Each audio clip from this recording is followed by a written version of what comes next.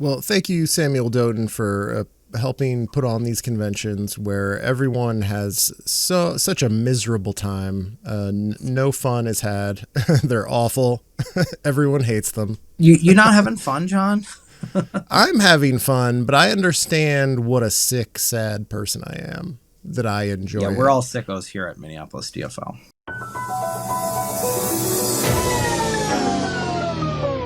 We're rolling. We're rolling.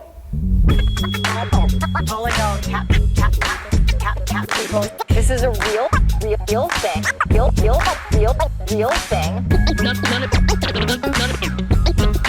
None of you have the balls to stop this. Stop this. I've got plenty of time. I have nothing else going on today.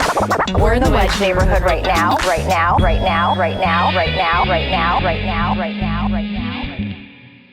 Okay, we're back on the Wedge Live podcast with a two-parter. I didn't intend for the Ward 10 convention to inspire multiple harrowing stories. I don't know if we're putting these episodes together in one. I talked to Dex Anderson earlier.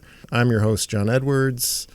Sam Doten is my guest. Thank you for telling your harrowing personal story. Thank you for listening to my harrowing personal story. I really appreciate it. So last Saturday, the Ward 10 DFL convention.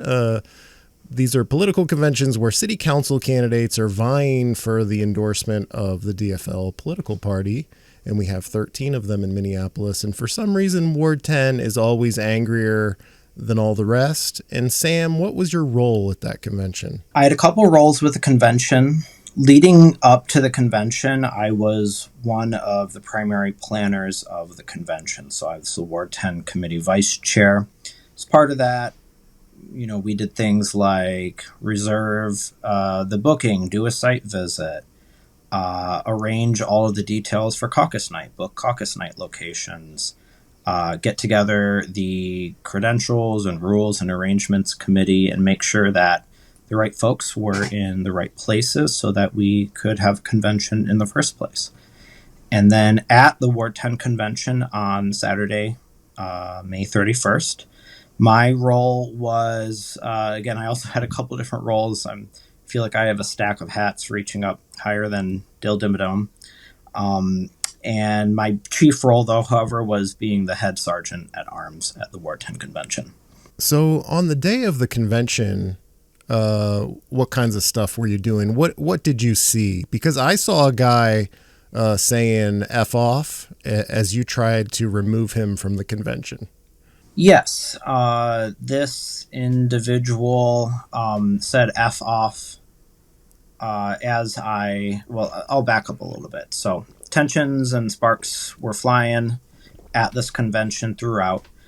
Before the convention even began, there was one person who, to my understanding, was not even a delegate, who was kicked out because, from what I heard, and I did not witness this to be clear, he shoved or pushed or otherwise put his hands on Councilwoman Aisha Chugtai.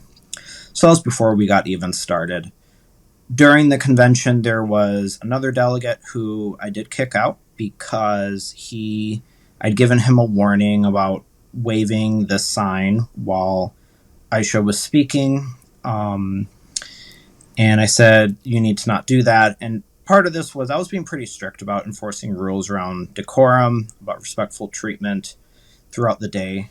We all, I'm sure your listeners know the events of 2 years ago at the Ward 10 convention, which ended in a riot.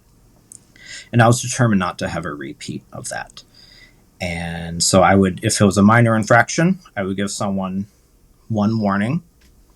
And if it was repeated, they were out. But if it was a moderate or severe infraction, there would be no warnings. I would instruct them to leave at that point. So that's the background. And then we got to the point, I think it was around the time we were going to take the first ballot for endorsement. And we were having some numbers. We were working on the credentials report and making sure that we had every delegate accounted for, every upgraded alternate accounted for, so that we were distributing the right number of ballots on the floor, not too few, not too many. And while we were figuring that out, a delegate got up to the microphone and was kind of berating the chair of the convention, Ann Friedrich, saying, "Do your job," and some other things. I was on the other side of the auditorium at this point, so I started walking in that direction. And this delegate, his name is Steve Prince, he walked away from the microphone, but then continued to shout at the folks on the stage. And if anyone was shouting at the stage and not using a microphone to seek recognition, I told them they needed to cut it out. They needed to stop. That's not acceptable. So I walked up to Steve and I said, "Steve, you need to chill out. Please calm down. Take a seat," something like that. And then he said to me, and keep in mind, this man is about a full foot taller than me. He's a large man. Yeah. He's a large man. He has an imposing presence. And he said, "You need to..." Wait, can I swear on your podcast, John? Yes, go, do it. Okay. He said, "And you need to fuck off." And I said, "You've crossed a line. You're done. You need to go." You help out at a lot of conventions. You're doing various things. You're not just helping at the Ward 10 convention where you are a resident of Ward 10. You're helping at a lot of conventions. And we took a break from conventions in Minneapolis for a while. I have some like pre-COVID experience at conventions in like 2017. But like Ward 10 this year, even though there was no riot, as you described the last one, the storming of the stage in 2023, where you were the chair swinging your gavel, trying to keep us safe with just a gavel to defend us. Yeah, I found out how useless that was after that. But like this year's convention didn't feel normal to me. Like the vibe was kind of angry. No. Like I come to immediately after arriving, there's a guy in my precinct who's just jawing at people in 10-1 and like just messing with I Should Chug Tie's lid and like snapping at people. He just seemed really agitated. I'm sure I know who you're talking about. I was notified early on in the convention that there was someone stealing literature. I found this person. I said, "Are you doing this?" And he said, "Yes." And I said, "Why?" And he said, "Because I don't like it." And I said, "You need to stop. You need to leave that alone." Right. And then a couple of minutes later, this is before it's even begun. It's still registration time, as you mentioned. People are texting me about how they saw a council member Chug Tie get shoved or shoulder checked in the hall. And there was like an angry vibe that I don't see when I go to other conventions in the city where people are passionate about who they support. But like, I don't know, people were pissed off in Ward 2, for example, but I never felt like somebody's about to put their hands on someone at the Ward 2 convention. It was just like normal, I'm real mad at these people kind of angry, not I might explode at them and do something physical kind of angry at Ward 10. And the way I kind of tell myself and explain it is maybe Ward 10 is just so diverse. Like Whittier and East Bedeh-Makaska are so different, they cannot coexist in the same ward. And it's just more volatile than other places, but I don't know. There were, and this is true at a lot of conventions, there's a large number of first-time delegates. For many people, this is the most access they've ever had to have any influence or voice in our political systems, including the DFL endorsement process, which is very powerful. It's very valuable. There's a reason that nearly every candidate running for any office in the city of Minneapolis seeks DFL endorsement because it is influential. This is a city that votes 80+% for DFL candidates in general elections.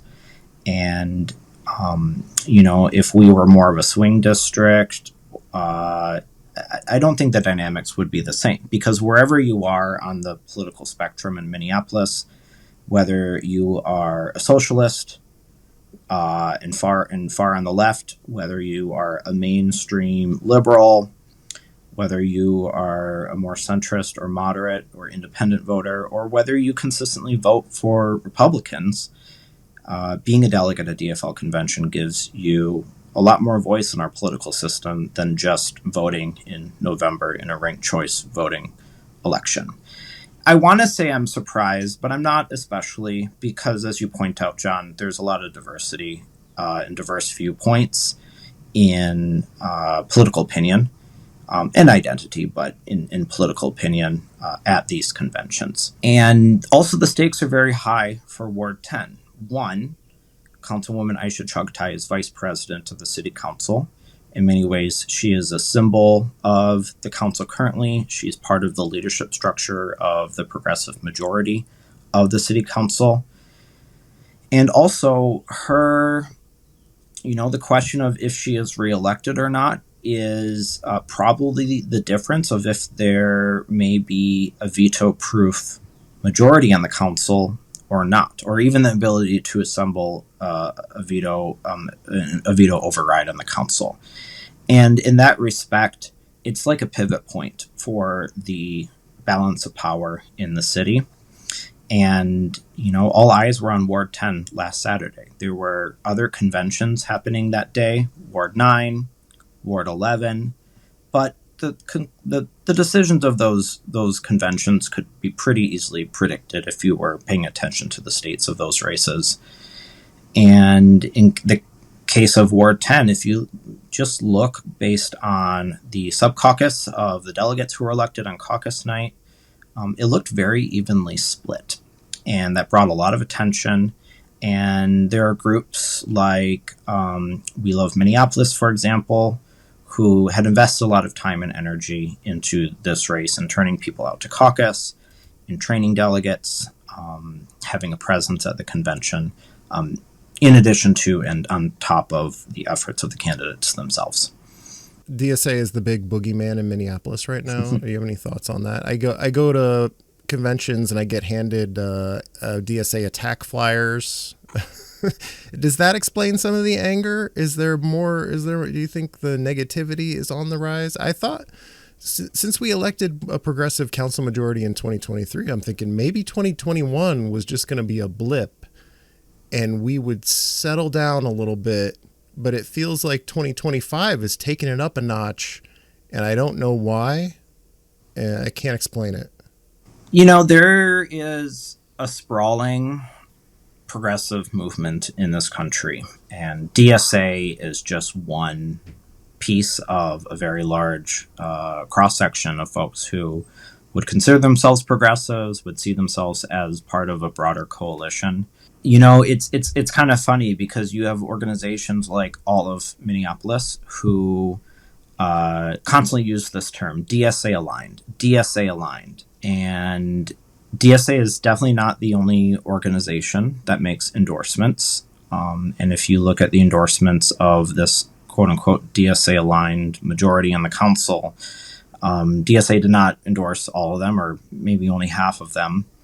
And you could look at Labor Union, or you could look at Outfront Minnesota Political Action. You could look at, there are any number of organizations that are part of a progressive coalition that you could pick out. I guess what is somewhat amusing to me as someone who has had some involvement with DSA over the years is that all of this focus on DSA is voluntarily giving DSA so much more power than they've organically organized for. I mean, it is giving DSA a spotlight and attention and a narrative that frankly, they have not, and maybe some of my friends in the chapter may disagree, but that they have not built and earned on their own. It is, as you point out, John, it's a boogeyman, and it's become a label to slap on anyone who is on the more progressive half of the DFL.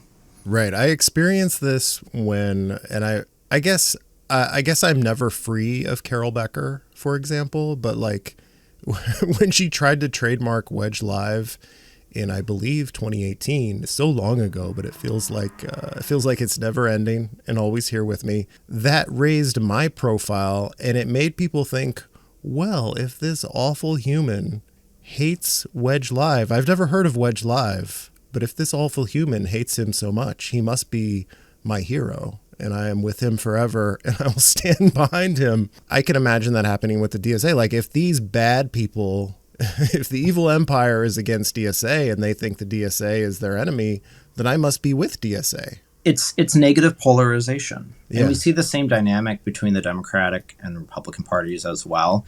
It's not that I love the party I'm aligned with, but I really hate the other party. And so I will move into and see myself in coalition with the party that's closer to my beliefs, even if I have perhaps some really substantial and fundamental disagreements with that party's platform or its approach to politics.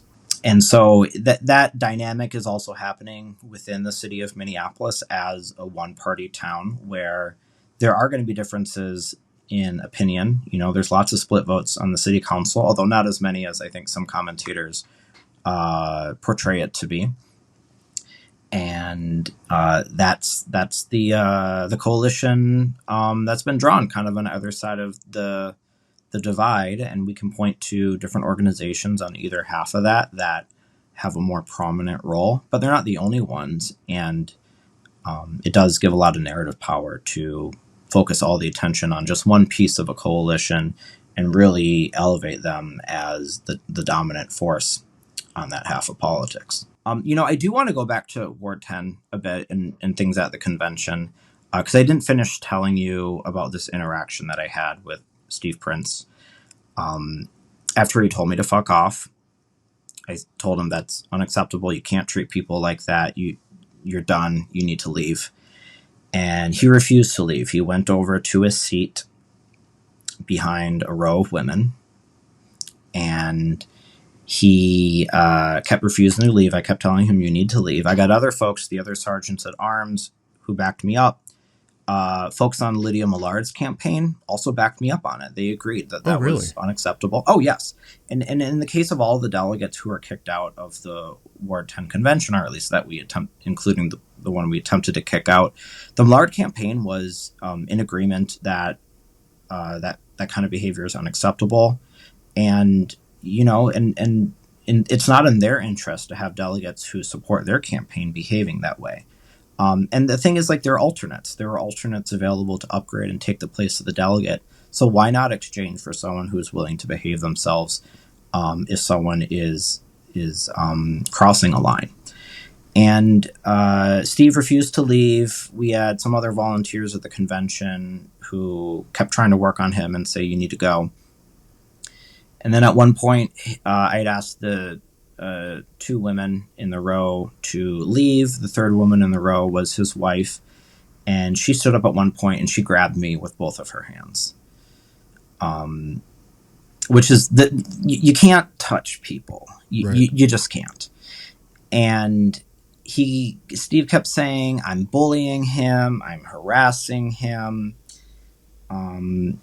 talking loudly. I think trying to create a narrative around the people in the minds of the people around him that he was a victim in the situation rather than the belligerent person in that situation. And this was kind of a culmination of some tension I'd seen from Steve over a couple of weeks, actually, because I convened the precinct caucus in precinct 10-1, the same precinct that you live in, of course. Right.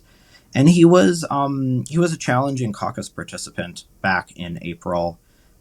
He was kind of berating me at times and trying to steamroll me. And I needed to make sure that things were being done right. Yes, it took a long time for those goofy spiral notebooks to get everyone to fill them out. We had a very large, I think 74 delegates in Precinct 1 in the 10th Ward. And most alternate slots were filled as well. So it took time. And Steve also served on the Credentials Committee. And at our first meeting of the Credentials Committee, I was the convener of that. The first item of business we took up was electing chairs or co-chairs of the committee. And myself and Christopher Mose volunteered to serve as co-chairs. And there were no other volunteers. And so we held a voice vote on electing us. And everyone audibly voted yes, and Steve audibly voted no on electing the two people who volunteered to shepherd this committee through its work. And I don't know why someone would vote no on electing committee leadership. He didn't offer or volunteer or express any interest in leading the committee. And so it sort of felt like just this kind of it was queued up to be oppositional and defiant, and it kind of broke loose at the convention that night or that afternoon.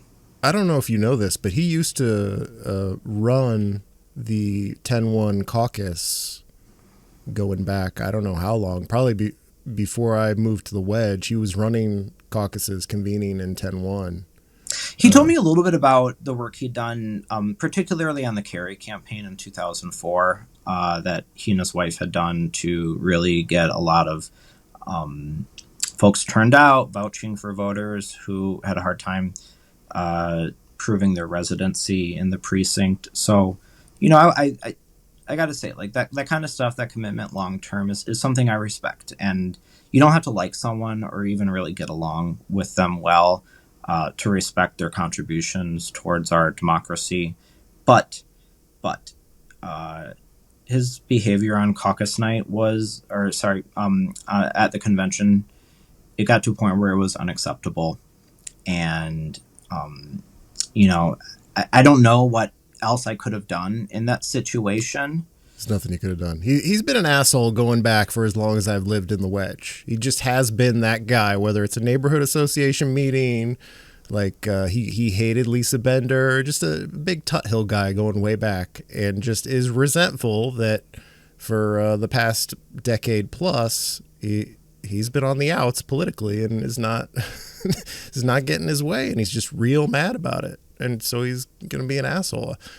There's a lot of people, I don't understand why they live here, because they seem to hate everything about the city and resent everything.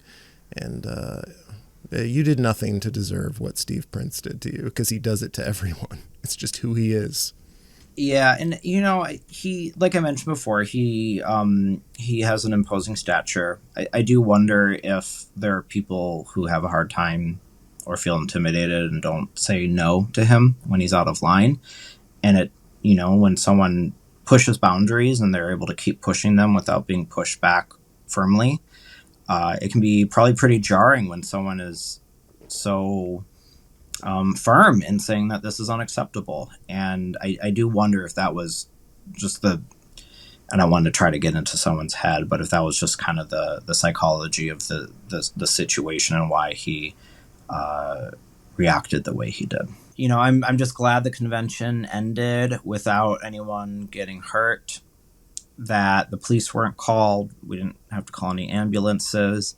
And the good news is that the building, the person with MPS, who was our main point of contact, he said, "We're welcome back at any time." And I consider that a success for the DFL.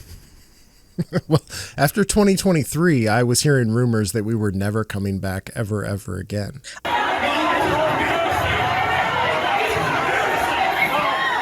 I am shocked that they let us back, but I think it was perhaps a lack of communication internally on the side of Minneapolis Public Schools that we were approved to use Ella Baker School for the Ward 10 convention again.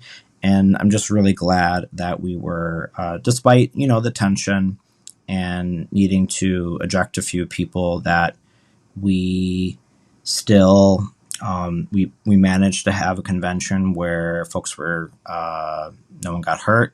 There maybe were hurt feelings, but that, while people may not have been happy about the outcome, I think genuinely for either candidate, they really wanted their preferred candidate to be endorsed. What I hope everyone could walk away with is saying the process was fair, legitimate. I had every opportunity to make my voice heard. I didn't get the outcome I wanted, but it was a fair arena for competition. And as a DFL party official, that's our job, is to put on a process. We're not there to engineer any kind of outcome or force an endorsement. We're there to create a fair process. And in that respect, I think we did a fairly good job at the Ward 10 convention. And I'm really grateful also to the other volunteers who made the day work. And hopefully This is a good trend for Minneapolis DFL, and as we get to the city convention in July, there may be some tension. Yeah, there may be a few people who are behaving out of line, but I hope we can have a convention with integrity where, like I said, everyone feels that they have an opportunity to be heard. Well, thank you, Samuel Doten, for helping put on these conventions where everyone has such a miserable time. No fun is had. They're awful. Everyone hates them. You not having fun, John? I'm having fun, but I understand what a sick, sad person I am, that I enjoy. Yeah, we're all sickos here at Minneapolis DFL. I kind of, it's a little bit of a social event because when you know people and they know you, it's fun. But I try to put myself in the position of someone who's showing up and has no idea who anyone else is and is like, who are these mean, terrible people? It can be a miserable experience, I think. They're your neighbors. That's who they are. They're your neighbors. Yes. They're people who live on your block, across your alley, 2 blocks over. They're the people you see when you're walking your dog and they're in their front garden. You wave and say, hey. It's that person from the convention. And then when I'm biking home from like the convention in Ward 7, for example, and I'm biking past the normal people who are out in their yard, I'm like, maybe these people should make decisions for us. The people who are just out in their yard having a good time. Let's do a convention where we do a random selection of people who are out in their yard on a Saturday and see what their preference is. You might be onto something there. Okay. Well, conventions in somebody's yard is what I'm saying. Okay. This has been the Wedge Live podcast. Thank you, Samuel Doten.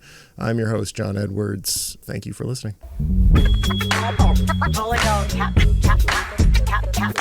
This is a real thing. Real thing.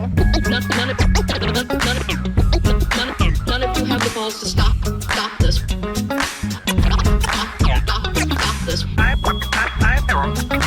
I've got plenty of time. I have nothing else going on today. We're in the Wedge neighborhood right now.